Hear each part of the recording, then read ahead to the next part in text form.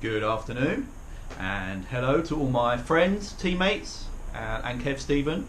Welcome to What's Up Vlog 122, and this is going to be another of my incredibly useful, informative, technical, scientific how-to videos where I basically live out my wildest fantasies by bolting lovely newness onto my Cervelo. The postman's been. I've got so much stuff here to install that I don't know how I'm going to condense this video down into a digestible size for you guys. But first of all, we need to do the obligatory unboxing of everything. And I will start with this. So these are the Data Superleggera carbon handlebars that I've mentioned on quite a few of my videos. This was an upgrade I've had in mind for quite a while. And seeing as I'm going to be changing other components that require the stripping back and removal of my existing handlebars, I figured this was as good a time as any to put these bad boys on. So I'll do the unboxing. Alright, so once again, due to my lack of available space, there's a good chance my head will be chopped off the top of this video, but I'm sure you'd rather see what's inside this box than my face anyway. First thing I notice, this feels so light that there can't actually be anything in there, so I'm a little bit concerned that it's completely empty inside this box. That said, these bars were chosen quite specifically through my desire to shave weight off the bike, as well as the fact they match my stem and seat post. Okay, there is something in there. Ooh, here we go. Right. Now I know why the box felt empty. The box actually is heavier than the bars. That's crazy. Wow. Right, let's put that to the side.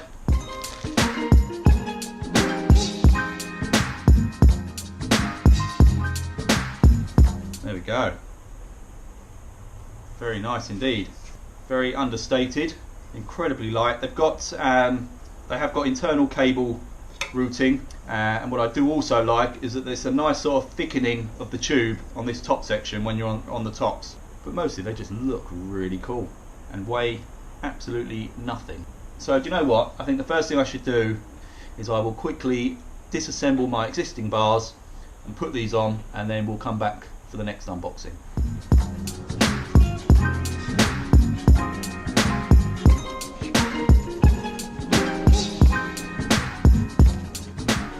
I want to try and keep the bar tape in as nice a condition as I can when I take it off, because I forgot to get some new stuff and I really love this. Is the Physique. It's got a kind of suede feel to it. I'm not sure what it is, but I really like it, so I'd like to reuse it if I can.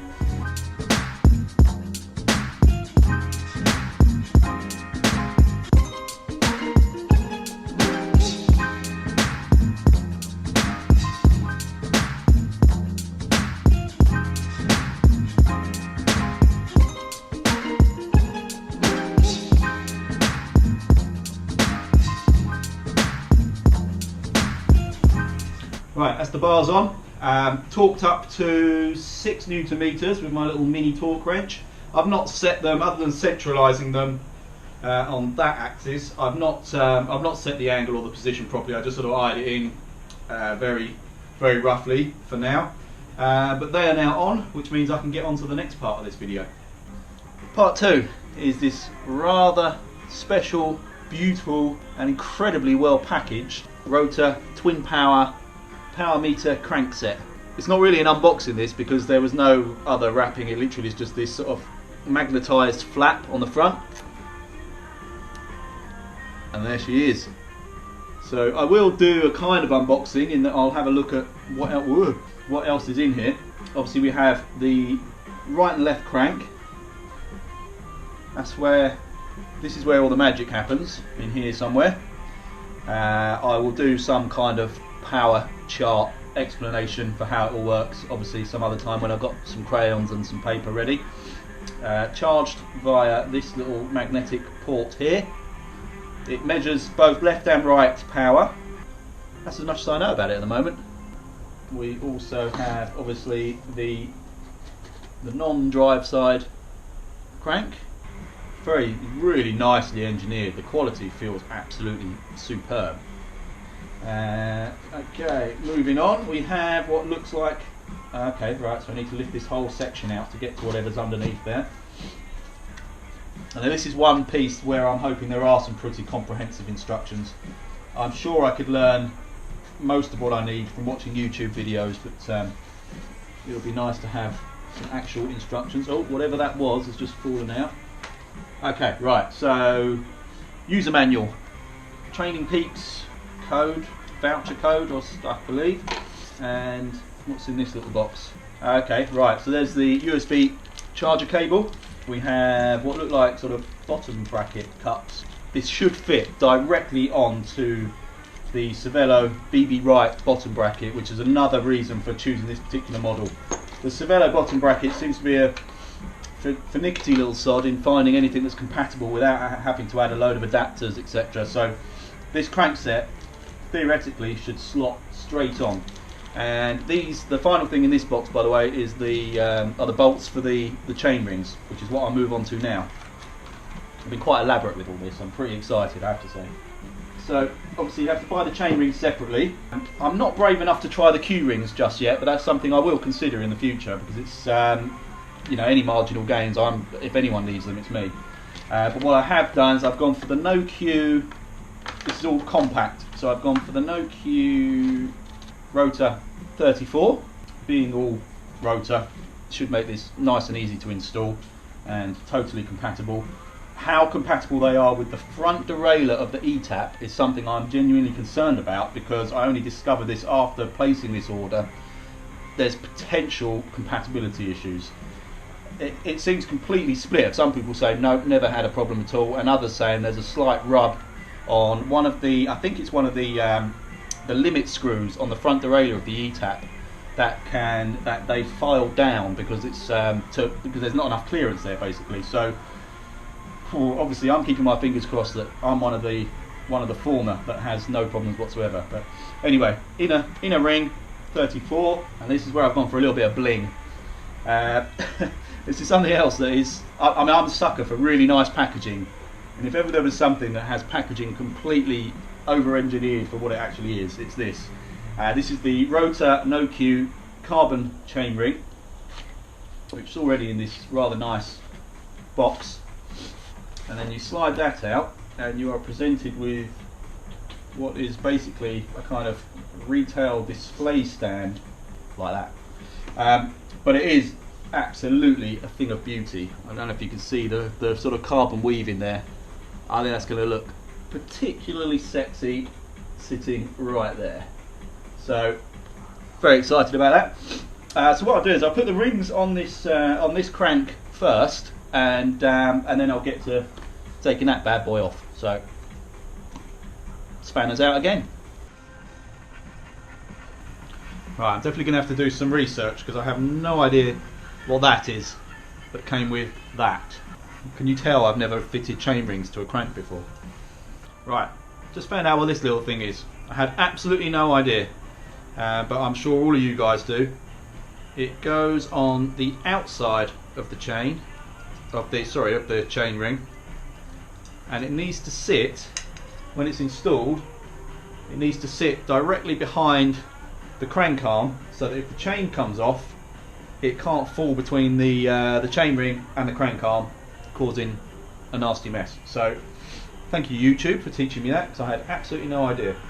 Right, back to fitting.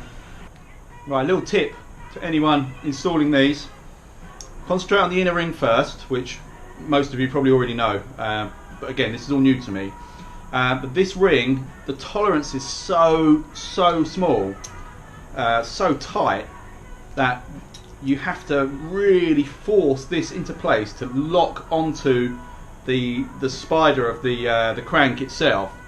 Otherwise, the rear parts of the bolts won't sit flush, which I discovered by basically putting the outer ring on and then sandwiching it with this one, and these wouldn't quite sit flush. I don't know if you can see there, they need to sit right in there, and if it's even out by the fraction of a millimetre, that will protrude slightly, and obviously it's not going to work properly. So concentrate entirely on the inner ring first, get it absolutely seated onto the spider, and then insert these the back parts. See, in fact, look, this one, this is the last of the 5, and that, in fact, I'm not even sure that's going to go in. That is incredibly, yeah, I can't get it in. It's incredibly tight. I'm going to have to do a bit more manipulation on this and hope that I can actually get that. You can see it sticking up there? It should be sitting flush in the way that the rest of them are. So I'm going to have to do some work on that. Right, after some serious wrestling, they're now all flat. It was out by a fraction of a millimetre, and a tip for anyone else that has this, the way I did it basically was to put the other side of the bolt up without putting the outer chainring on, and just tighten it as much as I could go until I felt it sort of pop through and actually sit exactly where it's supposed to sit. So that's not good. That's a black mark against Rotor straight away. I don't know whether it's the tolerances of this or the chainring, but either way, that was a lot harder work for a very simple job. That was a lot harder work than it should have been. So anyway, it's on now. Time to get the big ring on.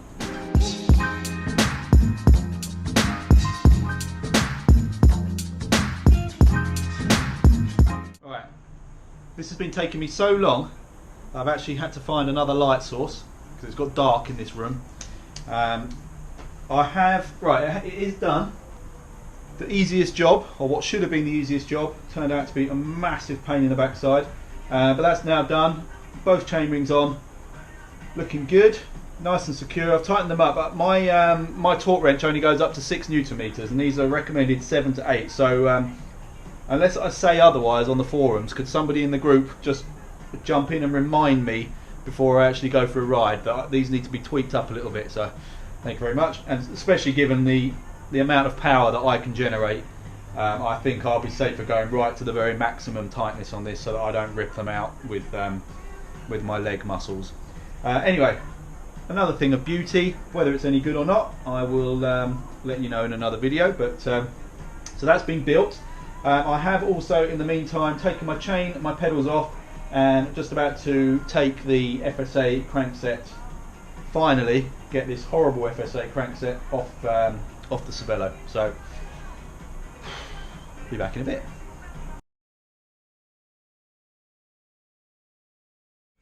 Right, I'm back. I have the tool that is needed, but it's actually been a slightly longer break than anticipated. So luckily for you, with the power of editing, this is kind of seamless, but it's actually been more than 24 hours since I stopped doing this build because I got struck down by what can only be described as what would be the vomit equivalent of man flu? Oh, wherever it was anyway. It was a violent sick bug that everyone in my family had, and I thought I'd managed to avoid it, but no, it wiped me out for all of yesterday. So I'm back. Going to get on with removing the crank. What I have done, you'll possibly see, taking the brakes off, chain, derailleurs, they're all gone in preparation for stage 3 of my upgrade. But the first things first, let's get this crank off and get the rotor power meter crank fitted. In the interest of full disclosure, I have pre-loosened this bolt to save my embarrassment of stressing and straining on camera. You see enough of that when I'm racing, so I've pre-loosened this so that it should, oh crikey, it's still tight, isn't it?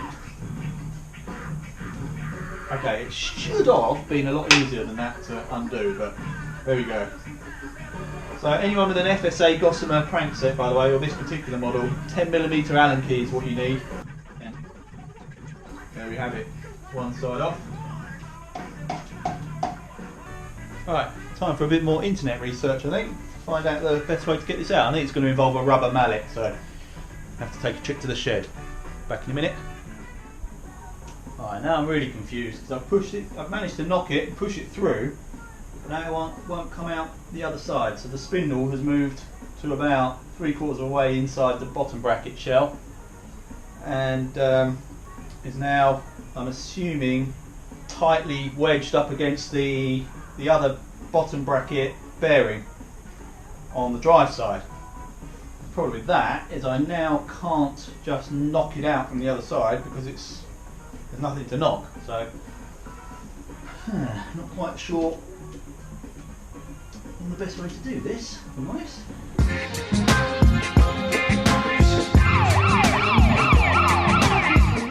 Right, it does feel like it's coming very slowly, but like I say, I can't knock it through, so this is just going to have to come down to me carefully sort of pulling it in stages and manipulating it through. So again, another job that's going to take a lot longer than I'd anticipated. I'm still feeling a bit rough, by the way, as well, so if I have to pause for like a vomit break, please excuse me. Aha. There we go, she's free.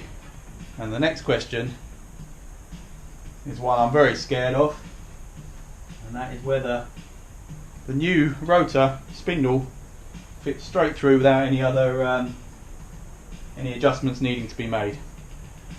So I'm going to get myself cleaned up before I touch the new bit, clean all this grease off here as well, and back in a tick. Right, just going through the packaging of the rotor power meter, and I found these two items here, and I have absolutely no idea what they're used for. Luckily, my daughter was here and she is familiar with these and knew exactly what they were for, and apparently it's this.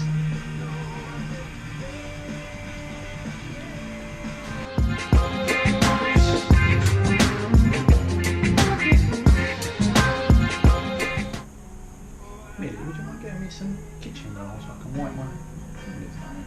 That's not ketchup. Not ketchup, kitchen roll. Oh, you thought this was ketchup? Oh no. Thank you very much. Right, so spindle greased, very important. Turns out those spacers are exactly that. They're spacers depending on what your bottom bracket setup is. This is a BB Wright bottom bracket.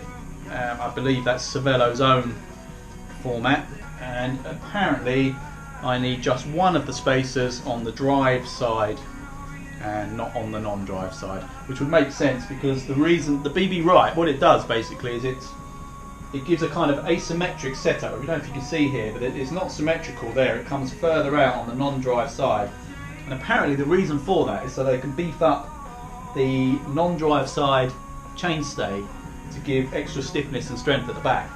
Very clever and technical, and obviously with the professional levels of cycling that I do, I really do notice those little advantages. Anyway, so I've got to put one of these spacers on, which I've lost. Oh, I'll put it up there. So put the spacer on first, and there's a little plastic washer next, like so. There we go, like a glove. Beautiful. Oh, I don't even care if it works as a power meter now, just look at that. Oh, so good. Right, anyway, let's get the other side on. So the other side, pretty standard non-drive side crank arm. Let's take this warning label off. Warning, never remove this bolt. Okay, that's one I'm actually quite glad I read, because my first thought would be just to take that bolt right out, slide it on and then do it up. Okay, so pretty simple. What's going to be about a 5mm Allen key, I'd say. I've lost all my tools. This is what happens if you have a 24-hour break. You lose everything. Right, indeed it was 5mm. So let's go around this side. Little tip: there is a retaining nut on the non-drive side of the crank of the spindle. Unscrew that first before trying to put this on. Right, so that's now in place. The little bolt on the arm is tightened up to 6 Newton meters. Sorry, was it 6? Yeah, 6 Newton meters. The retaining bolt's got to be done to 5, so just swap out the little thing in my little torque wrench here, and it is that's a 5mm as well. So let's take the bit, let's tighten this up to 5 Newton meters. Sorry, you can't see me. There we go. That's it. Rotor power meter fitted. Quite simple as well. I mean, there are a few little. It was more difficult getting the other one out than getting that one in, but luckily it's pretty much ready made for this bottom bracket. So done. Happy with that. Right, before I even think about getting power or testing that, my next job is going to be the next component, which I will show you right now. Ta-da! The jewel in the crown. Full SRAM, eTap, Wi-Fi group set. Oh, what more can I say? Right, it's quite a heavy box. Actually, I'll tell you what I did do. This is a bit cheeky, so I'm going to do an unboxing, but I'm going to own up to the fact that I've already opened these and put them all back in again. The reason I did it is every time I took a component off this, I weighed it against the equivalent of the SRAM red. And by my maths, just changing the group set, I should be saving about ½ kilogram in weight. And then there's a bit for the wheels, the chainring, etc. So could get my bike below the magic 7 kilogram mark, which is what I'm aiming at. I know I could save about another 100 grams by changing the tyres back, because these ones, as beautiful as they are heavier than the ones I've taken off. So anyway, there you go, SRAM red. Right, I'm going to put this down, we'll do a proper unboxing. So here we go. Eagle-eyed amongst you will notice I'm in different clothes again. This isn't just because I'm trying to showcase all of the available t-shirts. It's actually because another night has passed where I really wasn't feeling up to doing the unboxing last night, and the light's terrible. I'm going to try and get all the rest of this done in daylight if I can. So here we are anyway. The pièce de résistance, the SRAM red eTap. As with everything else I've had so far for this upgrade, the packaging's just amazing, and it seems a shame almost to take these out of the boxes, but I will do. We'll start with the levers.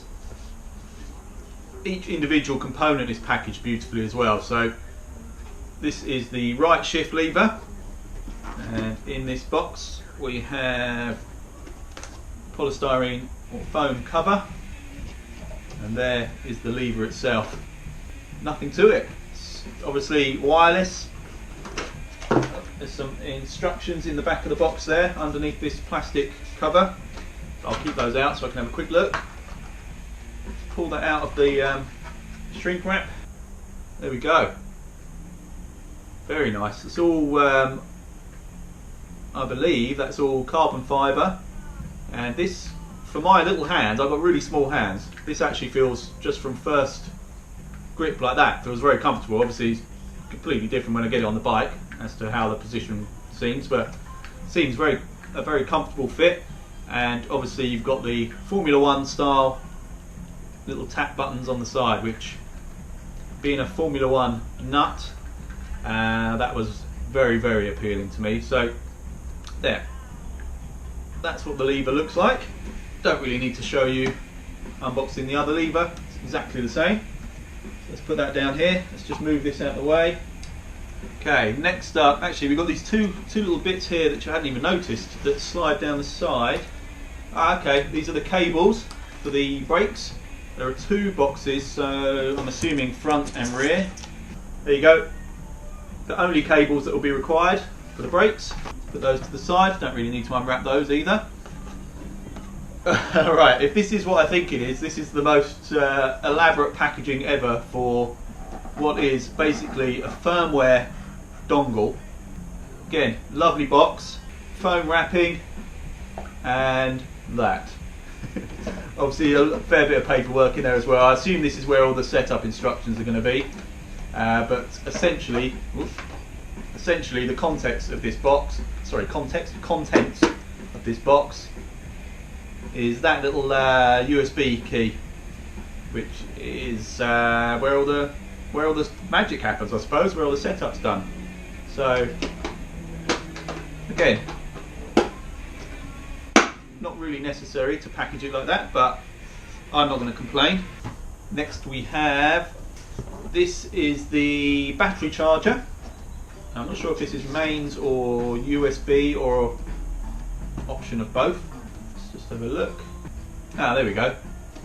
Looks like both. So we have a UK plug, which is very handy.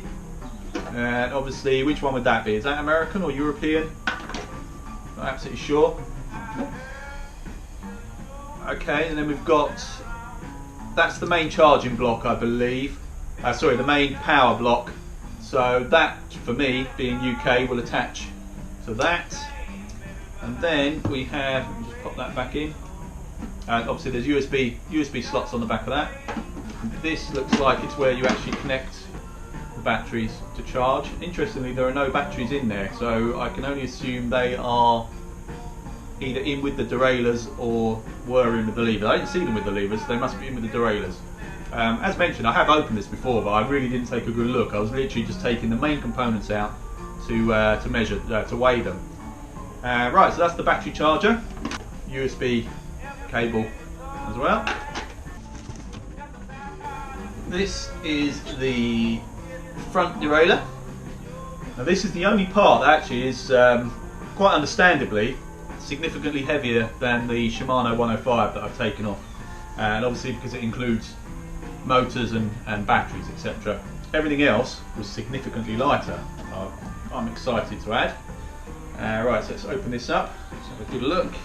There you go. And that, there we go, there's the battery. So I'm hoping there's also one in with the rear derailleur as well. The best thing about this, well not the best thing, but one of the appeals of this is that the batteries are interchangeable. So if I happen to get caught out on a ride and my rear derailleur battery is gone, I can quite easily clip that one out, swap them over so that I can at least get use of the rear gears and just leave it in one of the rings at the front or back. So sorry, one of either the big or the small ring at the front, and that'll get me home. So let's take this out of this packaging because that looks like an engineering masterclass to me. It looks beautifully made, obviously excluding the big stop sign on the front of it. It's a complex little bit of kit, that. Okay, so that comes up, there we go, that's how the battery attaches in place of this little red cover. So, front derailleur, very nice. Okay, and the final piece in this box, let's take this box down. If you can see a wet patch on my trousers, by the way, just there. No, I have not had an accident. That was my dog jumped on me with really mucky paws, so I quickly scrubbed it with a sponge to try and get the mud off, but basically just made it look worse. Anyway, right, rear derailleur.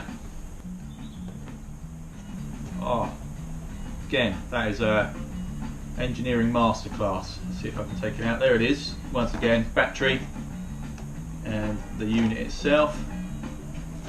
If ever a derailleur could be, well, actually I've seen quite a lot of derailleurs. I'm a bit of a fan of Pinterest and looking up these sort of things, and I found some rear mechs that look absolutely stunning, just works of art.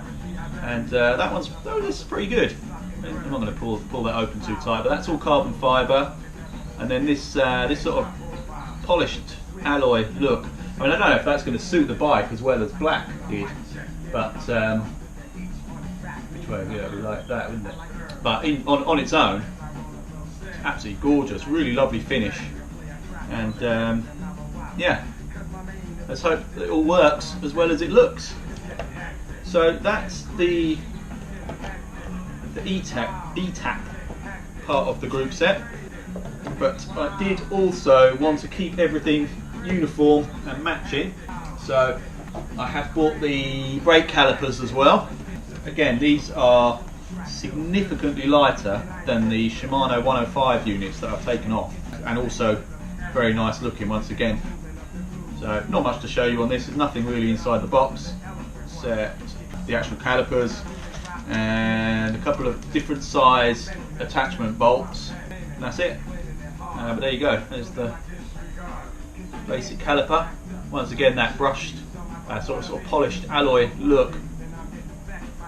Very nice indeed. That's enough drooling over these. Let's pop them on the bike.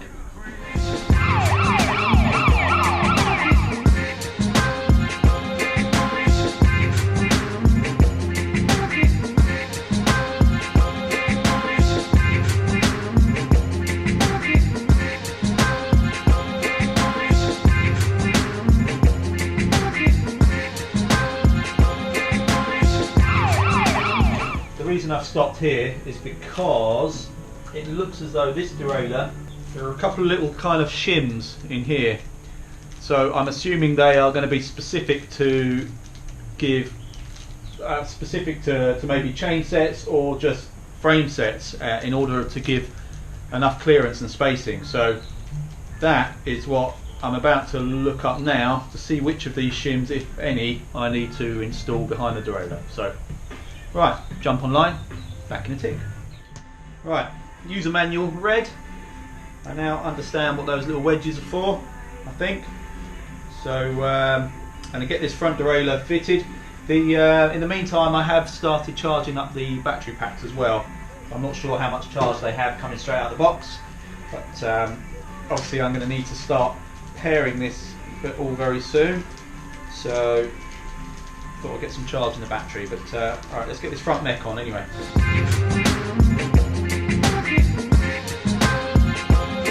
Right, that's the front mech, very roughly placed, and if you remember earlier in the video I mentioned one of my concerns was the compatibility with the Rotor crankset and the mech. I don't know if it's going to change after some adjustment. For the moment it clears the mech, that is in the outboard position, and it's clearing the mech just. I can tell you there is, I think, not much more than a millimetre's clearance between the inside of this crank arm and the outside of the derailleur there. It's this adjustment screw here that I think could be the problem. If when I start setting this up properly, if that adjustment screw has to come out any further, it's going to be touch and go. That is very, very tight indeed. So far fine, but let's wait and see. Right, that's on, not set up obviously, just on. Let's get the levers on.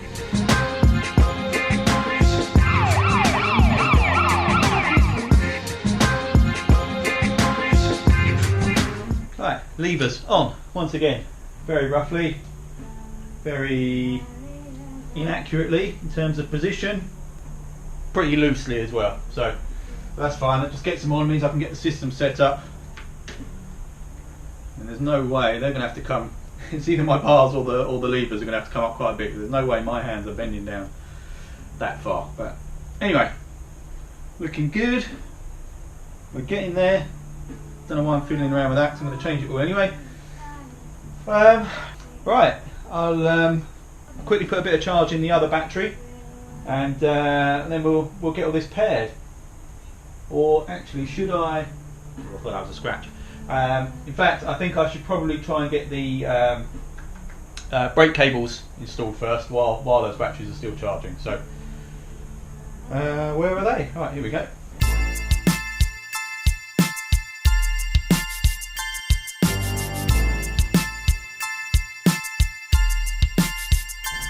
Right, front brake is done. Cut cables, thread it through the inner routing, inside routing on the bars, albeit it's only a couple of inches and it goes through, but it neatens it up nicely.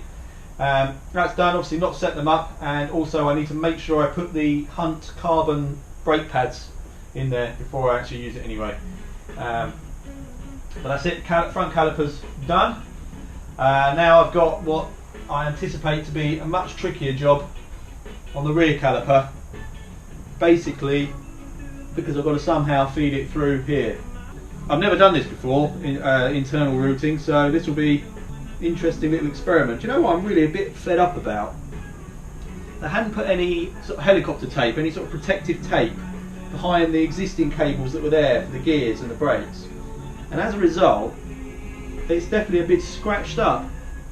Where I'm now not going to have cables running down here, it's actually exposed, slight sort of scuffing on the frame there, which is really not great. I should have noticed sooner that the tape there wasn't anything protected behind the cables to stop cable rub, but it's my fault I suppose, but even so, not overly happy about that. Anyway, alright, let's try and get this this rear cable threaded through. Wish me luck.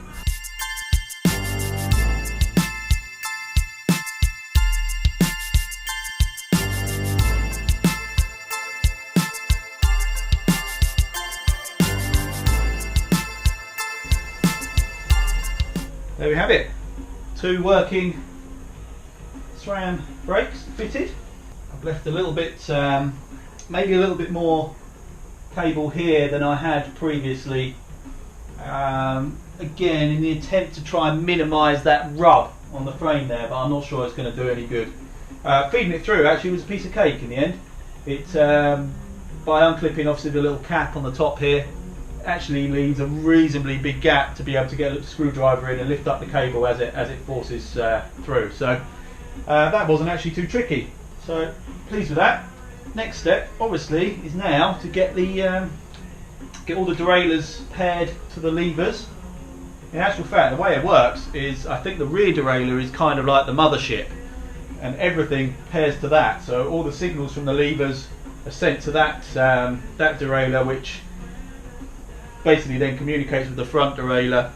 So far so good. Okie dokie. So batteries charged and I've clipped them onto the derailleurs. I've actually also done the pairing, but I'll go through that quickly with you now so you know exactly how to do it. It is the most simple procedure. As I mentioned earlier, everything is controlled from the rear derailleur. So there's a small function button just there. You hold that down until it starts flashing, then you let it go. That basically means that's been put into pairing state and is waiting for everything else to sync up to it. You then do the same with the front derailleur, but you keep an eye on the light on the rear derailleur. So you hold the function button down on there until this green light starts flashing really quickly, then you let go. That means it's paired. Little buttons on the inside of the shift levers. Same again, hold that down, wait until the green light on the rear derailleur flashes really quickly, then let go. Same again on the other lever. Boom, that's it, they're all synced. And as you will see, let's do some quick gear changes. There you go, front mech, both paddles, moves front mech in and out. Left paddle, don't know if you can actually see it, let me swing that around. Left paddle, you can see the rear mech moving up and down. Right paddle, back down the other way. You can actually just hold it and it goes all the way, but that's apparently that's slower for shifting through the gears, which I think has been the main criticism between this and the Di2 system, is actually the speed of shifting. For someone like me, I wouldn't even know that if it hadn't been mentioned, but obviously in a race situation where quick gear changes are critical, that might be an issue. But I have also heard that it's a lot quicker. In actual fact, you can see the speed difference if I just keep tapping through rather than holding. So if I hold it to watch the rear derailleur go all the way up, so go, stop, there we go. So that was that. Let's take it all the way back down again. So that's how long it took if I just held the button. If I tap through as quickly as I can, let's see how much quicker it is, and go. There, done. So it was a fraction of the time. So the gear change can be quick, it's just you've got to do it manually tapping rather than just holding the lever down. Anyway, that's it, that's paired. Now I've got to do all the fine adjustments to get everything positioned correctly. I have lined this up a little bit more accurately as well, I think. I'm hoping, because any more adjustment, and well, in actual fact, hang on. Yeah, slight touch. Right, so that is very faintly touching the inside of the crank arm there. Now, again, I haven't set the derailleur up entirely with the outer and inner limits, so fingers crossed that will make a difference there. But I will obviously I'll keep you updated on that. But certainly that, you'll see if I spin it around, it will probably stop when it gets to it. It's very faint, but it did go through. But yeah, it's just a slight amount of friction there. You can see it just catching there, just on the cage. That may actually have been the way I've rotated it, because after fiddling around, I've rotated the cage outwards slightly, and looking at it now, it looks like it probably could do it coming back in. So that's possibly a mistake by me, but either way, fingers crossed that's not a permanent problem. Right, before I do any of that though, what I do have to do, which I completely forgot about, is put the chain on. I brought a new SRAM chain just to keep it all consistent, and I think a cheating way to do this would be just to measure that against the chain I've taken off, but as it's a different rear mech, that might not be the best way. So again, I'm going to do a little bit of internet research to find out the best way to work out the correct length of a chain, and then I'll get this bad boy added. Actually, I need to weigh it first, see what the comparison is with a 105, a Shimano 105 chain. There's probably nothing in it, to be honest, but we'll have a look, and back in a minute. Right, wash my hands and back for a bit of fine adjustment. The weight of the chain, incidentally, was, I weighed it before I cut it down to size, but with 4 additional links in it, it was exactly the same as a Shimano 105, so give or take a few grams, nothing more than that. Right, so the next job is to, firstly, I think, try and get the front derailleur lined up, and then I've got to try and adjust the gap between the top pulley wheel here, or jockey wheel, whatever they're called, and the outer tooth, the large ring on the rear cassette. So at the moment that is incredibly tight also. So a bit of jiggery pokery. Right, what I've got to do now is adjust this, the V screw on the back of this rear derailleur to move the height of the pulley wheel and the large cog, and that's got to be between 4 and 6 millimeters. Okay, so 2.5 mil, 2.5 mil Allen key.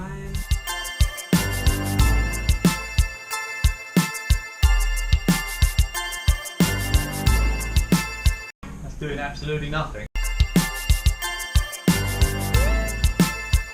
I don't get it. I can see what that's supposed to do, but that's fully in and it's not moving the derailleur.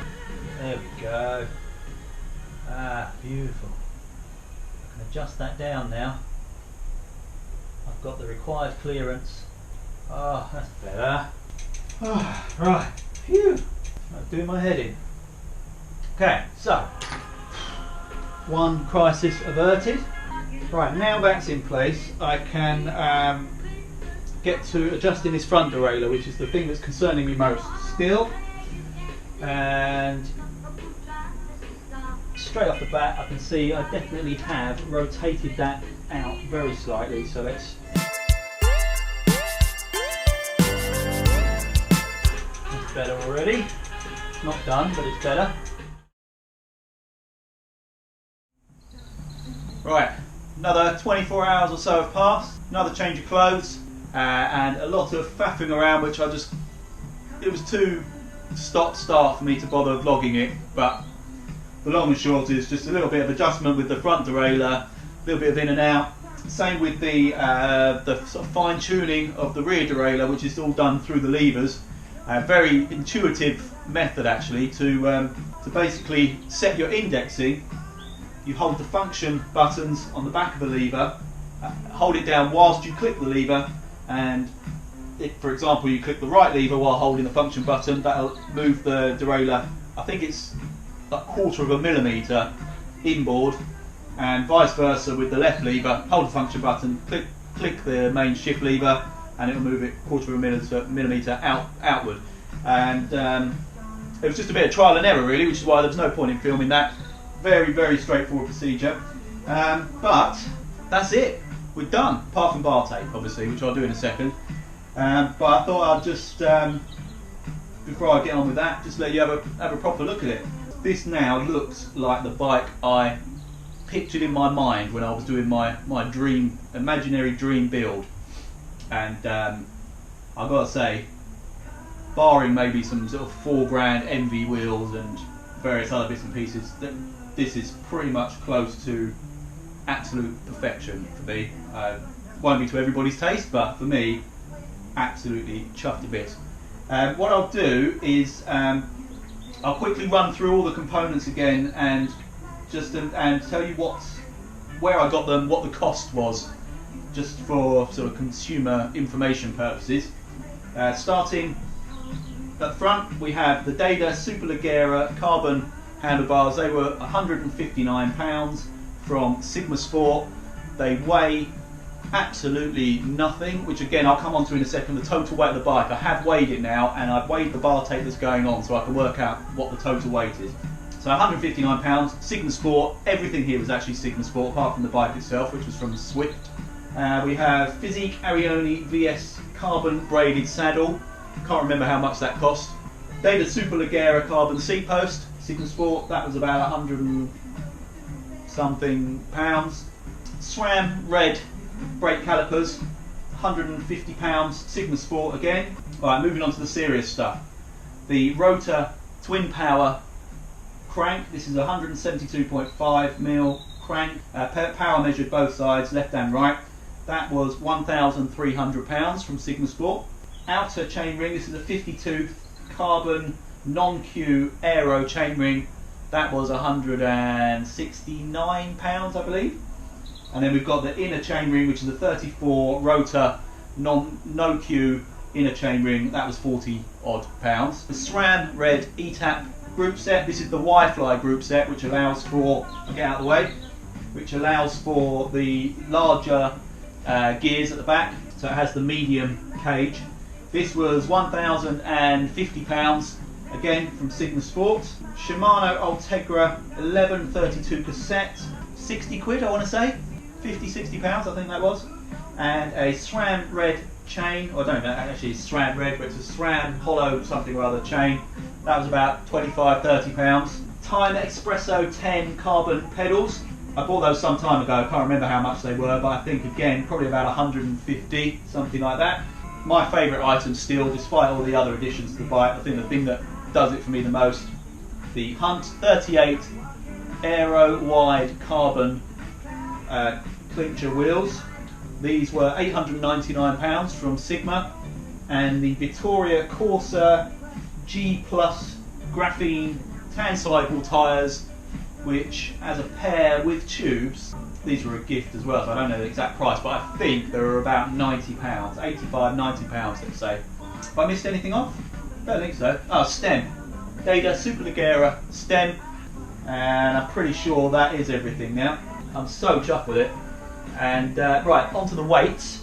The bike stock was just over 8 kilograms, 8.15 kilograms. The previous batch of changes that I made brought that down to 7.66 kilograms, I think it was.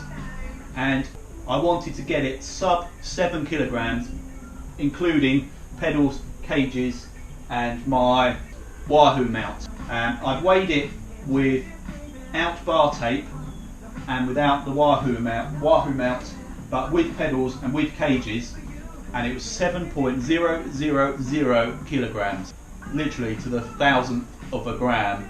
I've weighed the bar tape, and that came up at 58 grams. And this also, actually, I haven't weighed this, but I'm going to, that's probably, I don't know, 40 grams maybe. So let's, for argument's sake, say 100 grams for the bar tape and this. So we're looking at 7.1 kilograms total weight, which isn't bad. It's still half a kilogram weight saving, considering I've added a power meter, an aero chainring, and deeper section aero wheels. I can definitely get that under 7 kilograms if I put my the Continental GP4000 tyres back on, because they actually are significantly lighter than these Vittoria Corsas. But anyway, there she is. What do you think? Let me know your thoughts in the comments. I'll give you a proper sort of close-up look of everything now, and then I'll get on with the bar tape and wrap it up.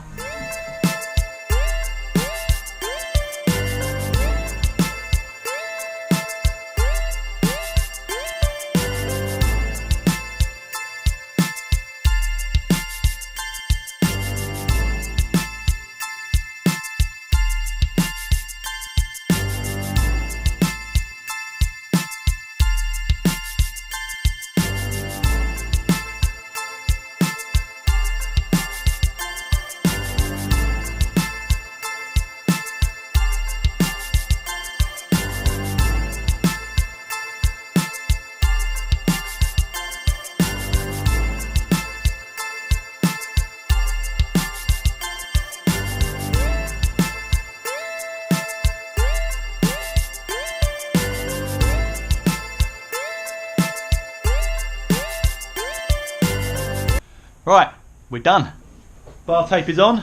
Actually looks horrible because as I've now discovered, you can't really reuse bar tape because it's been so stretched around the bends, and I think the curve of these new bars is slightly different to the old one, so it just didn't comfortably wrap back around. So looks horrible, but I will get some new bar tape when I can find out exactly what this particular tape is. I know it's Physique and it feels like suede, so if anyone knows what that is, I'm sure I can find it with a little bit of searching. But that's it, done. My dream bike.